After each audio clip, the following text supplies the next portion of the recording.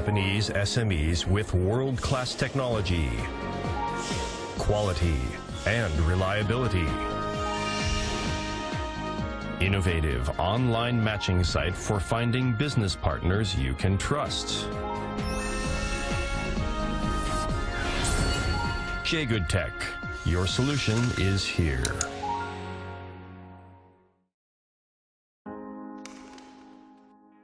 At SMBC, we are growing with Asia, and we've made a commitment to this community that has given us so much. Whether financing infrastructure projects or delivering customized services to our many clients, we will continue to serve Asia with speed and efficiency. Rising with Asia, SMBC, Sumitomo Mitsui Banking Corporation. Let's go look for Mitsubishi Electric around the world. Singapore, Bali, Jakarta, Tokyo, Michigan, Kuala Lumpur, Italy, Mitsubishi Electric.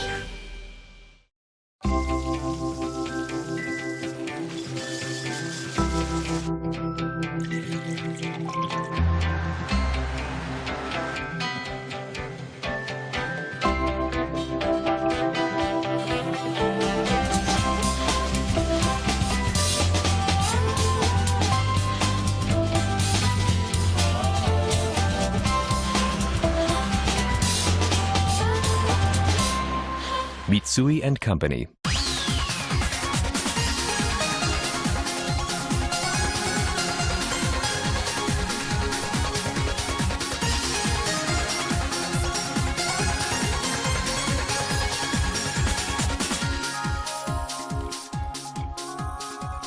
Welcome to Channel Japan. I'm Mai Demizu. And I'm Makiko Tsuda.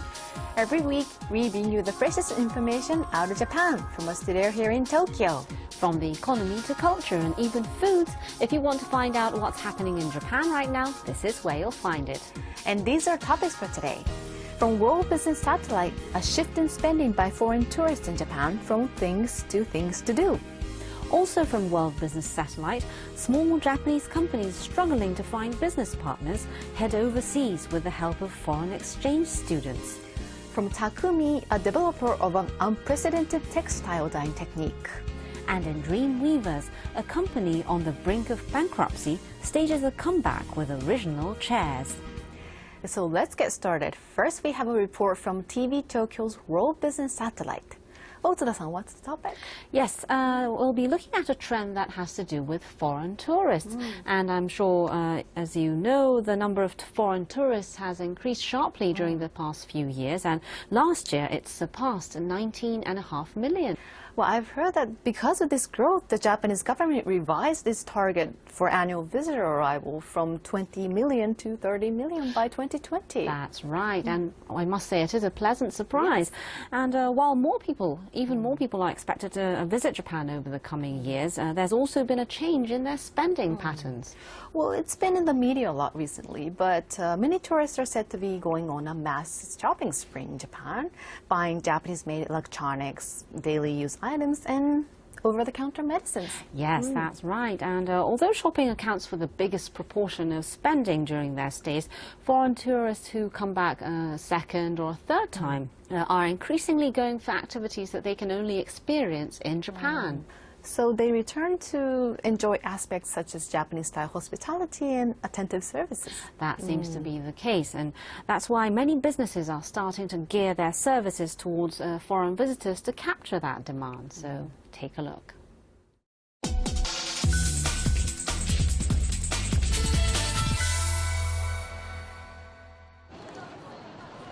Ginza, Tokyo.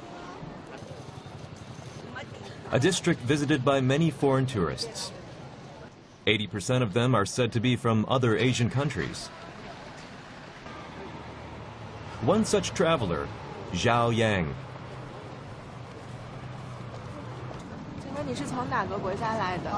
I'm from China. I heard there's a good service in Japan. I look forward to trying it out.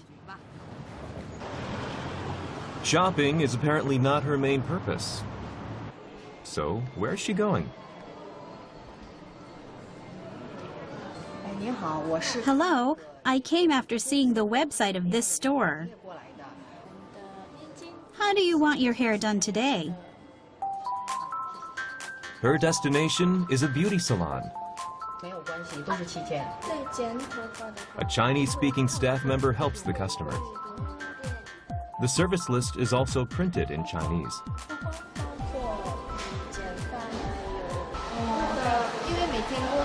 When you're tired every day, your scalp hardens, and that weight drops down to your face.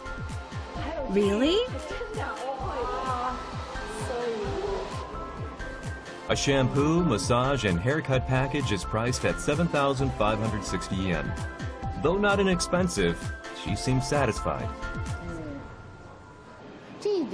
In China, you can't get services that are as attentive as this.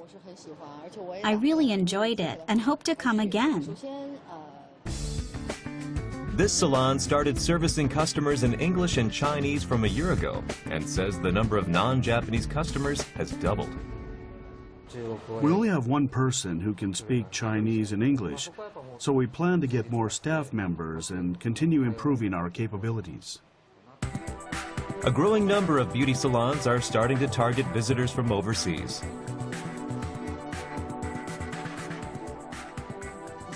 The trend, the key phrase in 2016 is inbound enjoying beauty. In short, beauty inbound. As more foreign tourists return to Japan as repeat visitors, they are said to be showing greater interest in beauty-related services. I don't want to just buy things. I want to go to a beauty salon in Japan.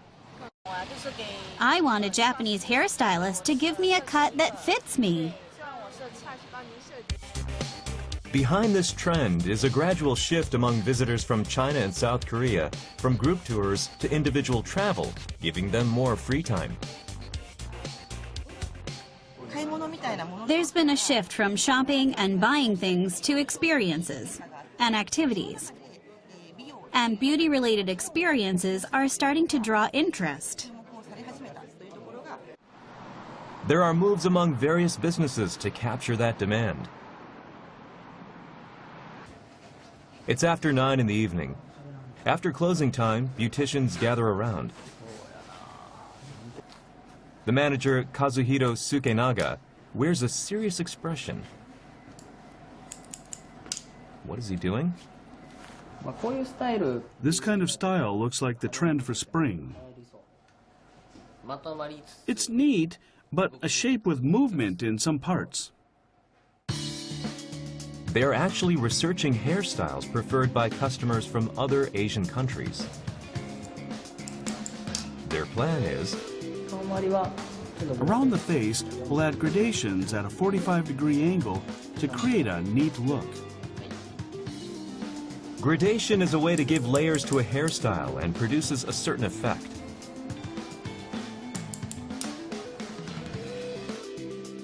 On the right is the new hairstyle. Her face appears narrower. He says the facial outline of women in Asia tend to be round. By bringing the hair closer to the face and making the length shorter, the facial features appear sharper. Travelers from other Asian countries who say they want to visit a Japanese beauty salon point to the attentive hospitality and technique as the biggest reasons. Ah, looks good. Perfect. So this store decided to promote its hair-cutting techniques and upload the pictures on its Facebook page. The title? Binbound Bob. That's catchy. But will it work?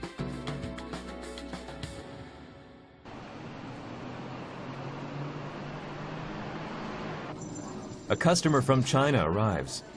She says she came after seeing their Facebook page.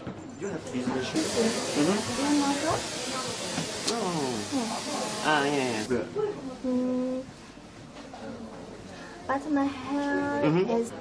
She decides to go for the bin-bound bob style.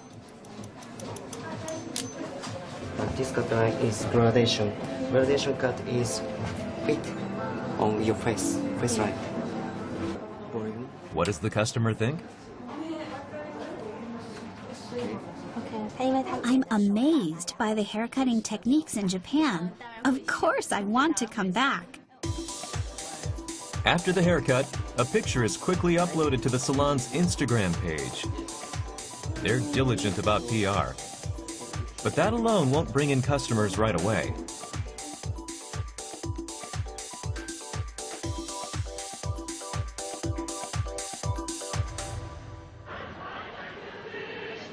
They're already thinking about the next step.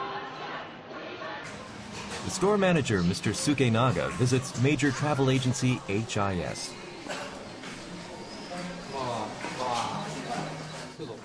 We came up with a hairstyle for overseas customers called bin-bound bob. His plan is to get them to introduce the beauty salon to foreign visitors to Japan. What does the travel agency think about his idea? We offer these at our branches, and they're the products we strongly recommend to our customers. On the flyer are numerous tours with words such as Mount Fuji and Samurai Museum to draw in foreign visitors. We don't have any beauty-related material, so we'd really like to introduce customers to haircuts with maybe a before and after picture here. The travel agency agrees to start introducing the bin-bound bob cut. Mr. Sukenaga comes out of the meeting. I really felt that there's more we can do. Something bigger. I hope to win more foreign customers. Visitors from Asia are increasingly shifting their sights from shopping to experiences. Will Japanese companies be able to capture that demand?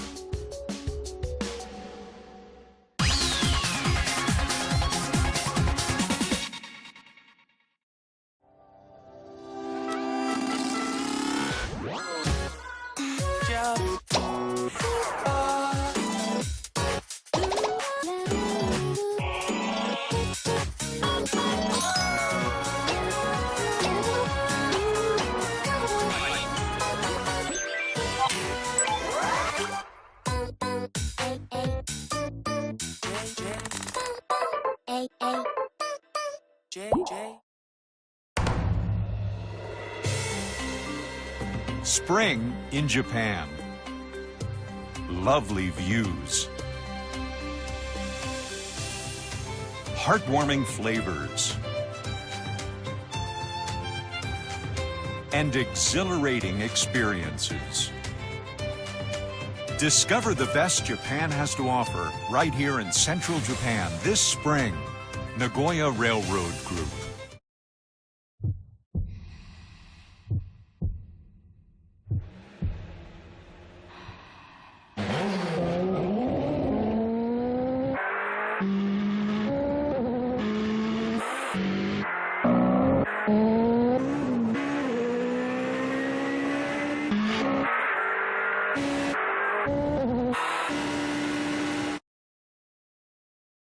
Potenza.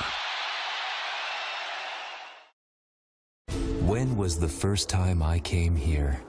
Rich in nature and water, this is the land of clear waters. Nurtured by such clear waters are a history and traditions passed down to this day. And countless sophisticated products. The bliss of Gifu cuisine gifted by its clear waters. The land of clear waters enthralls me every time I visit. Come and feel Gifu.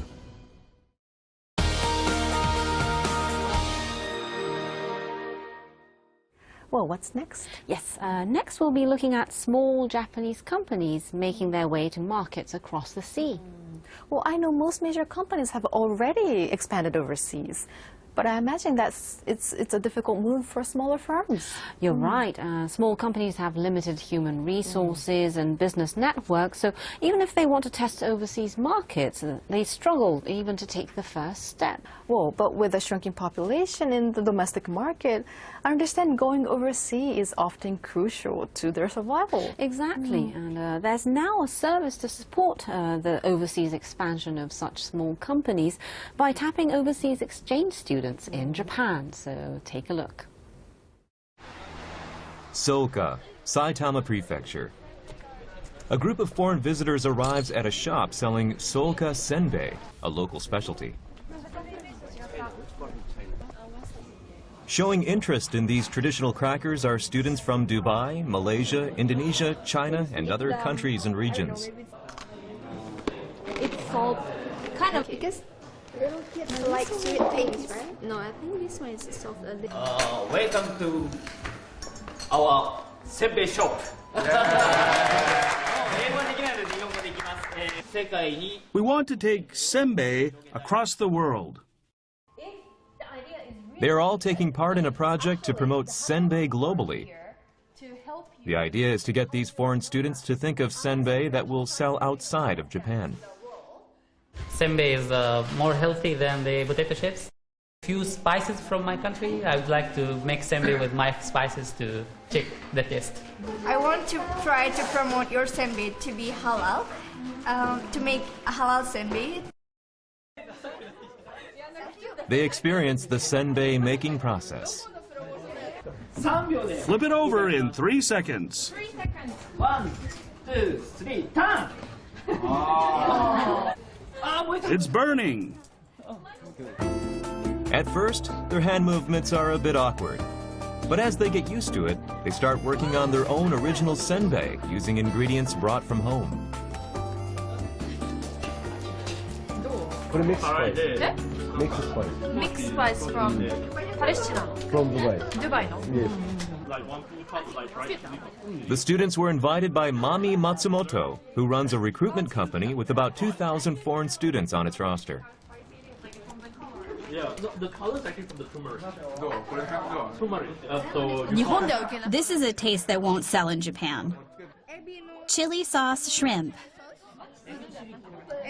Unique senbei that most Japanese wouldn't think of are made one after another. To expand this as a business, we need to know about the world. I'm really grateful that we can do this here without having to go all the way overseas.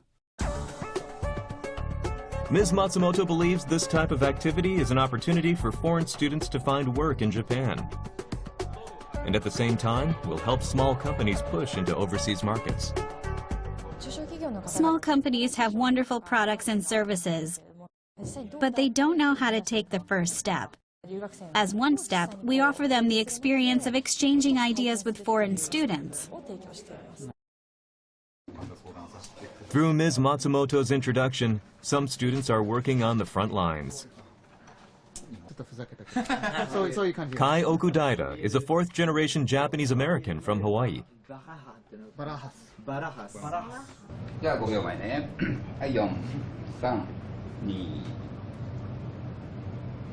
This month's guest is Aoi A.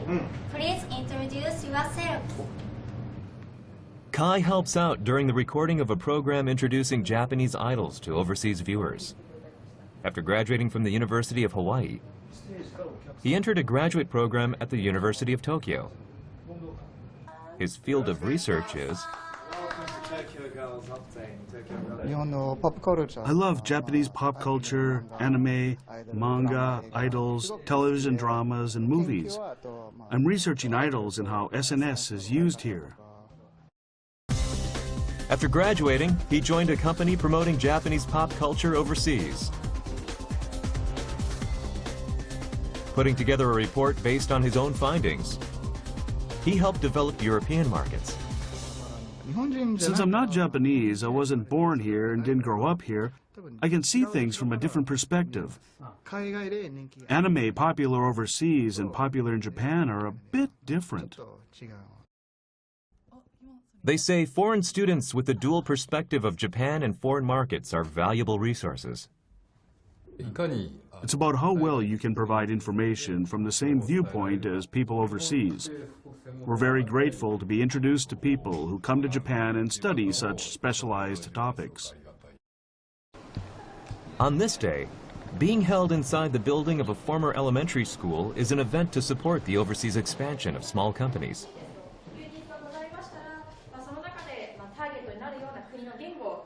Taking part is Ms. Matsumoto, who introduces foreign students to businesses. With many small companies stumbling to enter overseas markets on their own, these matchmaking events are held in various regions. A person arrives at Ms. Matsumoto's booth.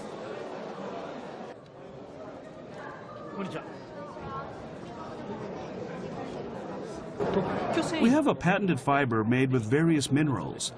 It's effective in recovery from exhaustion. We have the fiber and raw materials. The question is how to turn it into a final product.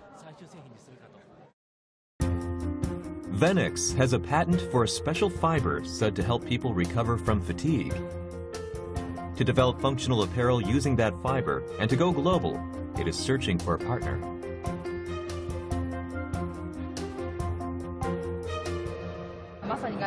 Foreign students can become the strength you need. Students can think flexibly.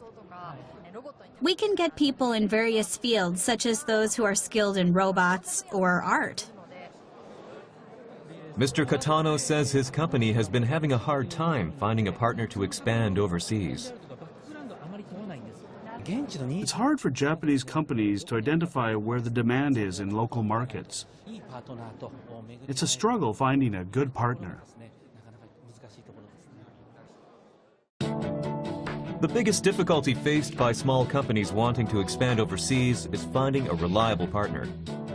One regional credit union for small businesses has started offering support.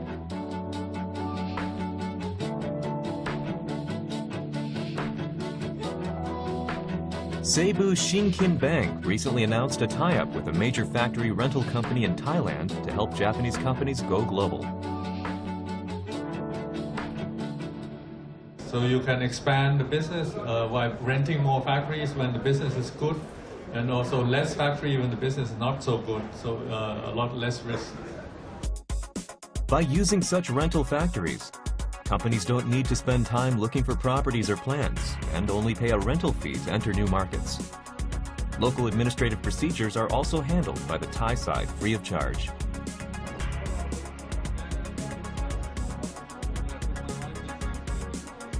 So why is this company turning its sights to small Japanese companies?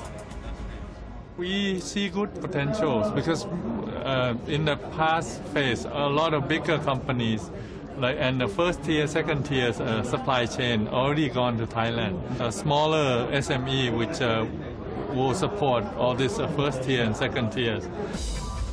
There's also a reason why credit unions are proactively helping small companies expand out of Japan. We need to give them opportunities to go overseas. We want to provide financial support for companies that have lost confidence to go overseas and get their business going again. For small companies, expanding overseas is difficult to do alone. The key will be finding the right partner. Whoa, I thought getting foreign exchange students to become testers for product aimed in overseas market was a great idea. I think so too, and the foreign student population in Japan was about 184,000 in fiscal 2014, and the government is hoping to grow that number to 300,000 by 2020, so there's still a lot of room to grow such services. And by building up wide-reaching network, it will be possible to easily carry out market research in overseas market, and the ability to rent factories will be also helpful. Yes, I think you're right. And the factory rental company in Thailand also leases plants in Vietnam and Indonesia. I see. And by taking advantage of these offerings, small companies may have a better shot at expanding their businesses to other markets. And after the break, we have a new episode of Takumi.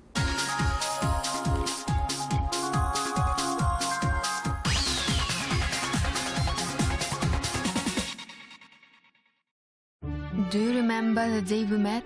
Of course. Between us, only cherry blossoms in full bloom. I never thought we'd meet again. Me too.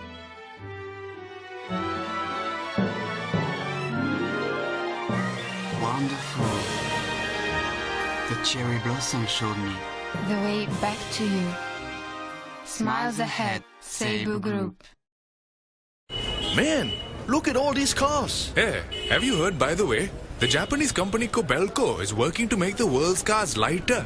So what does that mean? Kobelco is using aluminum and steel technologies to make car parts and bodies lighter around the world. Ah, Japanese technology. The country of karate. Ha! Ha! Ha! Why do we always do that?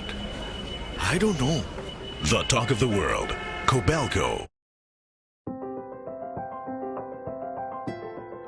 ベトナムに対してワクチンの技術援助をするとか、我々の技術を出せばですね、救われる人たちがたくさんいる。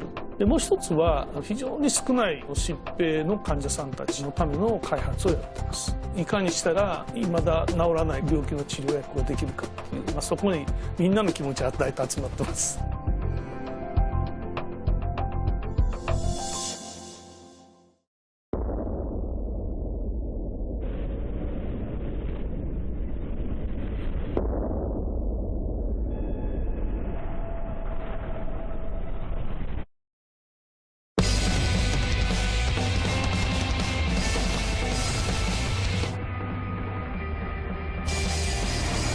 The sport truck.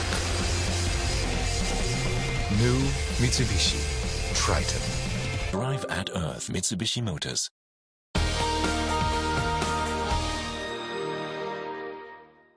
You're watching Channel Japan. Next is a segment called Takumi from Science View, a program produced by NHK. Takumi literally means artisan in Japanese, and it's a word often used to describe craftsmen with exceptional skills. So who's our Takumi today? Yes, this time we'll be introducing two people who developed a technique using gems to dye textiles. Gems to dye textile? That sounds unbelievable. So how does it come about? Well, the technique was developed in Kiryu in Gunma Prefecture, which is north of Tokyo, and it's known for its textile weaving industry dating some 1300 years. And in recent years, the business has been on the decline, mainly because of the influx of lower-cost imports. But applying know-how accumulated over the many decades, the region succeeded in developing a new dyeing technique. So how does it actually work?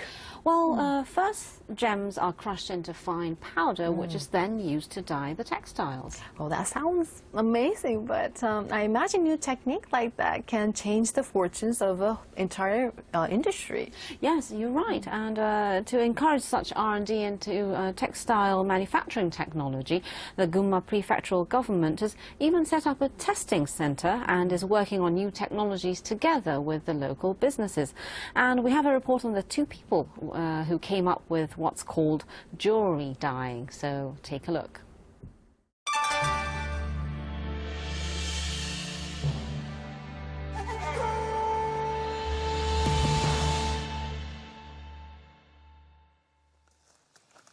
Hi, I'm in Kiryu City, Gunma Prefecture.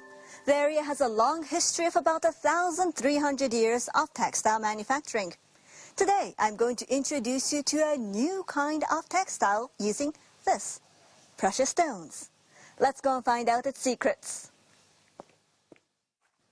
Hello, I'm Michelle Yamamoto. Hello. Hello. Today I visited Hajime Shinoda, who runs a textile manufacturing company, and Hiro Kubokawa, who is a researcher at a Gunma Prefectural Textile Laboratory.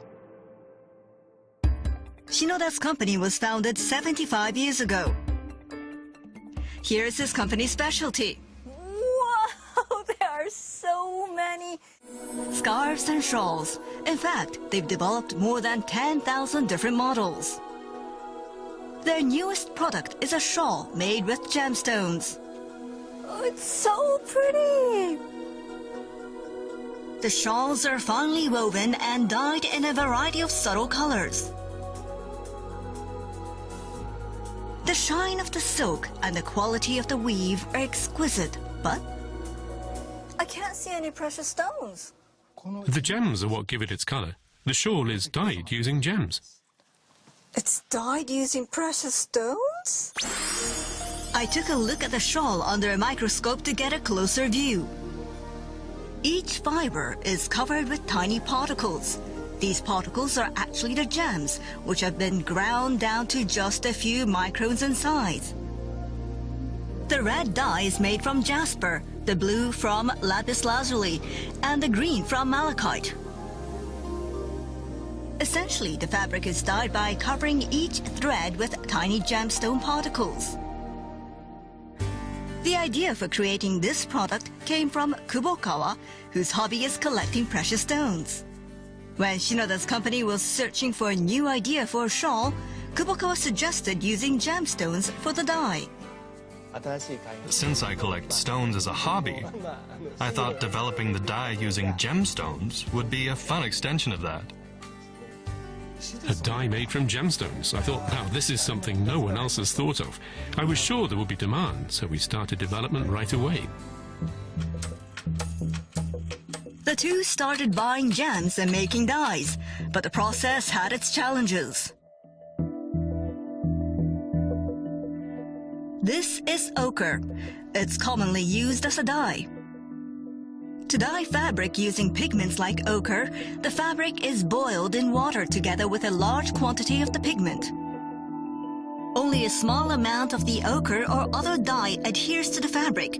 Using gemstones this way would be too expensive. So Kubokawa came up with a new method of dyeing. First, the fabric is prepared by soaking it in a special polymer solution. Next, the dye is prepared. Ground gemstone particles are suspended in water mixed with a surfactant. The prepared fabric is added to the mixture, and like magic, the water immediately starts to become clear as the textile soaks up the color. The key to this dyeing process is actually static electricity. When a gem is crushed into particles and put into water, it gains a negative electric charge. The polymer solution gives the fabric a positive charge, so the fabric attracts the negatively charged gemstone particles. Using this dyeing method, it takes only 3 grams of gemstones to dye one shawl.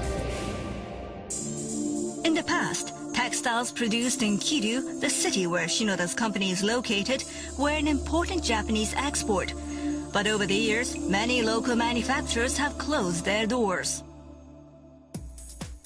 Shinoda hopes his gemstone shawls will help him realize one of his dreams. I want people to think of Kiryu textiles as technologically superior. If I can accomplish that, I hope it will bring the local textile industry back to its former glory. That's my goal. The technology behind our product is really top-notch. My hope is that Shinoda can turn excitement for this product into big sales. I know what I've got to do. I'm counting on you. Yes, of course. Well, I really love the colors of those textiles. They were so beautiful. They were, weren't they? And the technique developed by the two Takumi uses the colors of the gems just as they are. And no other dyes or pigments are added, so a natural and unique color can be produced. Wow, ideas like that might lead to a revival of this traditional textile town. After the break, we have an episode from Dream Weavers.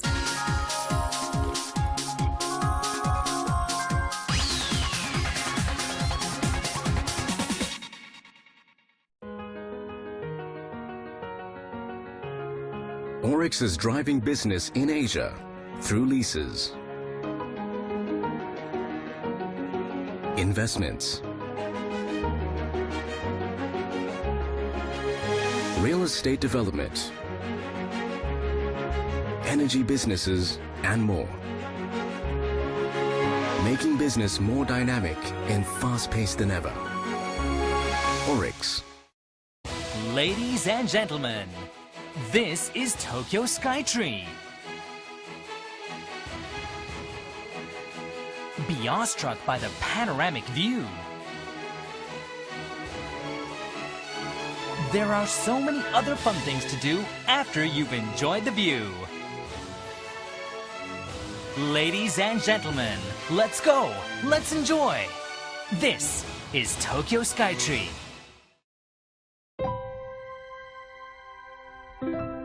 Making better living with functional labels and films. Connecting dreams throughout the world with our unique technology.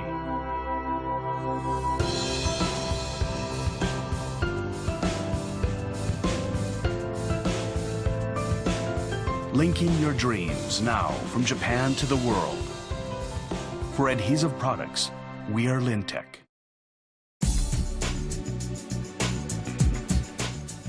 Channel Japan. Your source for the voices and views of people and businesses across Japan. The latest reports on Japanese companies, culture, and technology. Find out what's happening on the ground. Every week, direct from Tokyo, Channel Japan.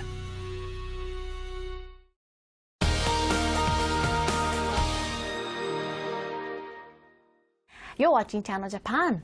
Next up is Dreamweavers, in which we introduces the technologies and techniques of small Japanese companies. Now we're bringing the latter half of our report on Miyazaki Chair Factory, a company based in Naruto, Tokushima Prefecture, which we have a map of over here. Yes.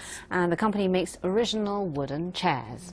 I know that the company recovers from the verge of bankruptcy by developing chairs under its own brand. Exactly, and they were originally a subcontractor making chairs for dressers of major brands, but with the rush of lower-cost imports from the late 1990s, many of their customers shifted production overseas and the company struggled to stay afloat. And it was at that time that the president decided that if they were going under, they might as well make products that they want to make, and they started working on an original brand. Well, I know it took a long time, right? Exactly. While working with a constant threat of closure, it finally came up with a hit product. So what are the characteristics of their chairs? Well, we have some pictures over here. As you can see, they all have a simple structure and are lightweight but sturdy at the same time. And another feature is the gentle curves throughout. It seems that quality is also a big focus for them. Exactly. And to meet the specific demands of customers, the company only offers custom-made products. And each chair has a serial number and a lifetime repair guarantee. Wow. That shows how confident they are that their chairs won't break even after years of use. You could say that, and that commitment to craftsmanship has attracted young workers from around the country, and currently they employ several people in their 20s from outside the prefecture. Well, that's quite impressive, especially when companies in many outlying regions are struggling to find workers among their graying and shrinking populations. You're right, and visiting the company is photographer Mako Azuma, so take a look.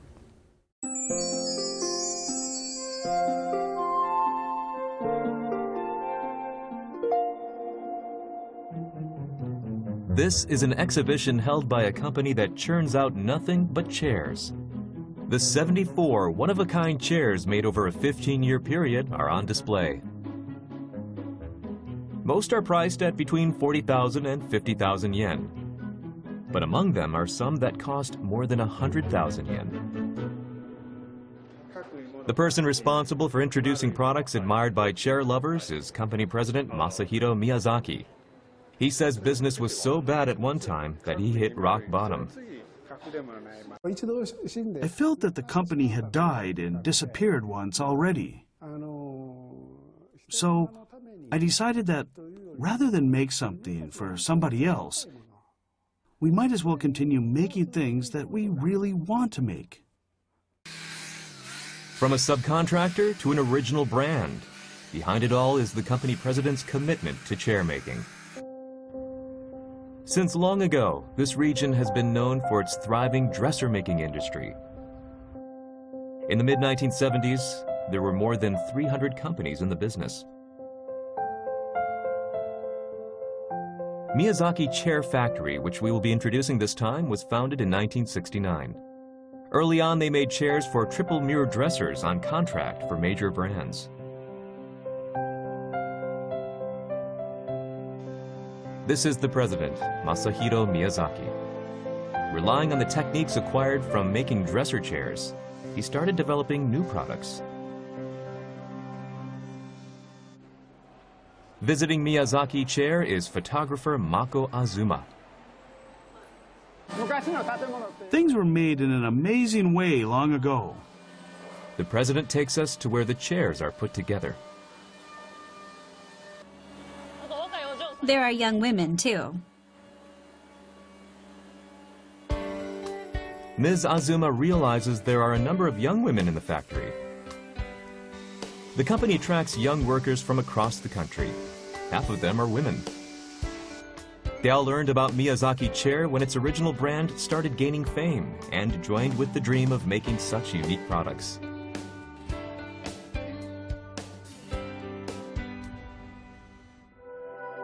Miyazaki Chair Factory was actually on the brink of bankruptcy just before it began making original chairs. Mr. Miyazaki, who took over the dresser manufacturing business from his father, was told by a major customer in the late 1990s that it would no longer continue production in the country. Miyazaki Chair lost contracts because of lower cost imports. Mr. Miyazaki thought, if we're going under, we might as well make chairs we like. So he began working on original chairs. Over the next several years, always fearful of bankruptcy and with little sleep, Mr. Miyazaki continued to work on chairs under the company's own brand. And the chair that was completed in 2004 became their first hit product.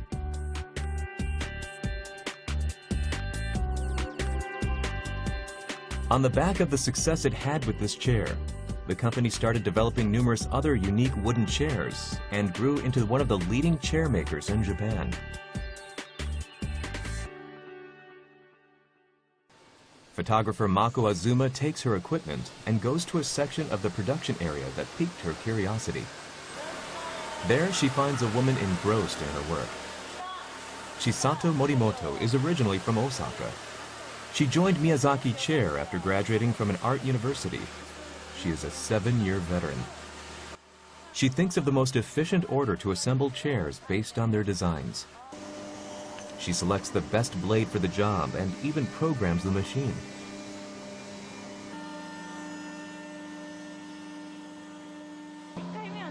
Even if it's no good the first time, I'll give it another try and it might work.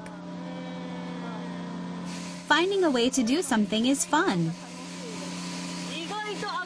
You're surprisingly aggressive, but look so reserved at first glance. Ms. Morimoto says she was drawn to the possibilities of wood as a material.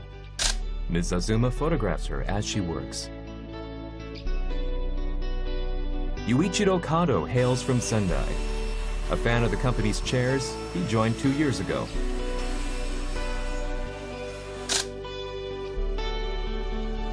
This place offers an environment in which even young workers can challenge themselves as long as they have motivation.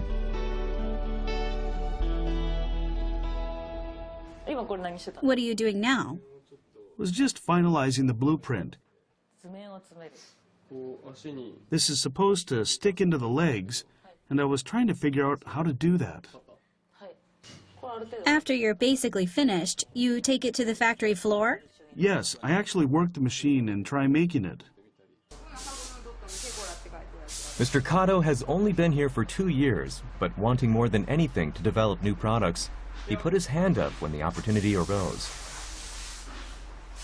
He studied the chairs made by veterans and thought long and hard about how best to make something in his style. I wanted to know how the curved frame is connected. Existing products are extremely good examples. So, I first draw up a blueprint in this way, and then try assembling it. He also gets advice from older workers. Rather than the president teaching employees the ins and outs, the employees themselves help each other to improve their techniques.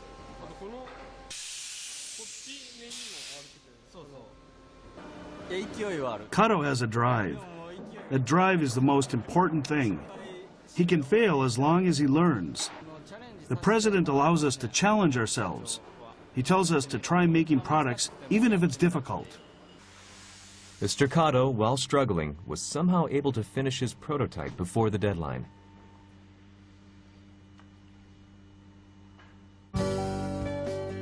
The biggest characteristic of the company's chair making is a workshop held together with outside designers. The ideas of the designers are put into shape by the workers of Miyazaki Chair. And by building and rebuilding prototypes, they aim to eventually come up with a commercial product. Please, have a look. A check of Mr. Kato's prototype begins. Let me sit on it. Let me sit on it. How are you going to attach the seat? Prototypes are remade at least 3 times. The process is repeated until both the designer and worker are satisfied. We spend about a year. We might spend as much as 3 years.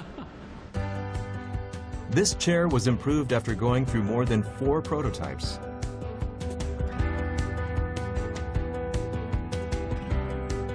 This time, the focus was on the backrest. By slightly narrowing the lower section, they were able to make it look more streamlined. Let me check it again later in the afternoon. I understand. Based on the designer's requests, he immediately starts adjusting and assembling the parts. I learn a lot. From now on, I'll be able to provide all kinds of feedback on things I make in my everyday work. After the long hours spent on development, it's the finale, or so he thought. The president is wearing a somewhat troubled expression.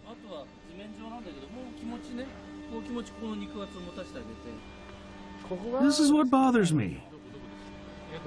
You finally said it. The thickness here, the flatness. Would rounder be better? The chair is taken back to the work area again. The president is unable to stay still. He starts working the wood by himself. Apparently, he wants to shape up the most prominent part, the edge of the backrest. It's better now. To a novice, it's only a minor change. But in making one-of-a-kind chairs, there's no compromise. They decide to work on another prototype. It's no good if the designer is on top or the maker is on top. A relationship of mutual trust in which both sides agree is fun. You're all creators. This might sound a bit presumptuous, but I feel we share something in common. Mr. Miyazaki rebuilt the company that was nothing more than a consignment chair factory by establishing an original brand. They've made numerous one-of-a-kind chairs, and retailers across the country have explained the quality to their customers. The president's dream is being carried on by the young people who work at the company. Ms. Morimoto has finished making a stool she spent 5 years working on. It has been included in the lineup of new products. An exquisitely made stool that's light and comfortable to sit on. I'm still not fully fledged, but it makes me really happy. I hope they continue to make this here for a long time. An original brand built up over many years by Miyazaki chair and designers. It has now become the ideal pursued by young workers committed to craftsmanship.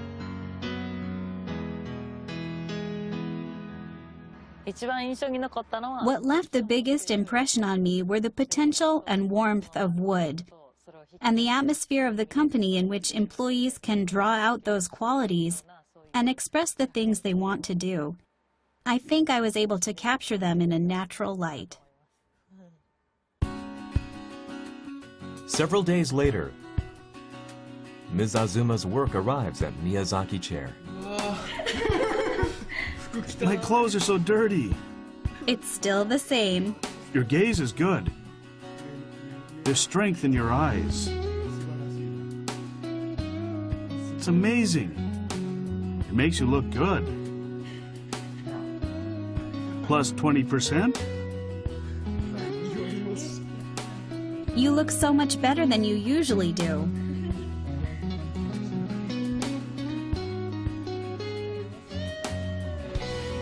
Your expression has life. It's wonderful. She works diligently with her head down, and that comes across in the picture. It's a great memory that'll last a lifetime. There's no goal. We do the best we can at that time. And where we end up is only a midway point. There's still another road ahead. I think she captured the determined look that's characteristic of the Miyazaki Chair. Miyazaki Chair Factory has overcome difficult times and reinvented itself into a maker of products that turn the heads of the most discerning chair lovers. Just behind the president's smile are an unwavering determination and passion to continue making exquisitely crafted chairs. And that brings us to the end of this edition of Channel Japan. We have much more in store for you, so join us again next week.